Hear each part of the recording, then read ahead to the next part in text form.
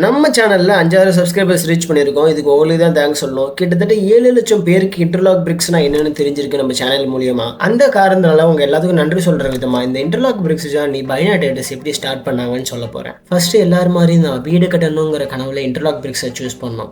அப்படி அந்த இன்டர்லாக் பிரிக்ஸை வச்சு வீடு கட்டும் போது தான் நம்மளுக்கு தெரியுது இன்டர்லாக் பிரிக்கோட குவாலிட்டி ரொம்பவே மோசமா இருந்துச்சு. அதாவது நாங்கள் ஏமாந்துட்டோம் அப்படின்னு. கிரவுண்ட் ஃப்ளோர்ல முக்காவாசி வேலை முடிஞ்சிருச்சு. இதுக்கப்புறமும் இந்த கல்லை வச்சு கட்டணும் அப்படின்னா ஃபியூச்சர்ல ஏதாச்சும் இஷ்யூ வரும்னு பயந்து நாங்களே மேனுஃபேக்சர் பண்ண ஸ்டார்ட் பண்ணோம். அப்படி மேனுஃபேக்சர் பண்ணதுக்கு அப்புறம் தான் தெரியுது நார்மலா நம்ம முன்னாடி வாங்கின கல்லுக்கும் பைனா டெட்ரஸோட கல்லுக்கும் பெரிய வித்தியாசம் இருக்கு. கல்லு கம்பேரிட்டிவ்லி ரொம்ப பெட்டராகவும் ஸ்ட்ராங்காகவும் இருந்திருக்கு. எங்களோட ஓன் சைட் கன்ஸ்ட்ரக்ஷனுக்கு வாங்கி நாங்கள் ஏமாந்த மாதிரி மற்ற மக்கள் ஏமாறக்கூடாதுன்னு அவேர்னஸ் கண்டு இந்த யூடியூப் சேனல் ஸ்டார்ட் பண்ணோம்.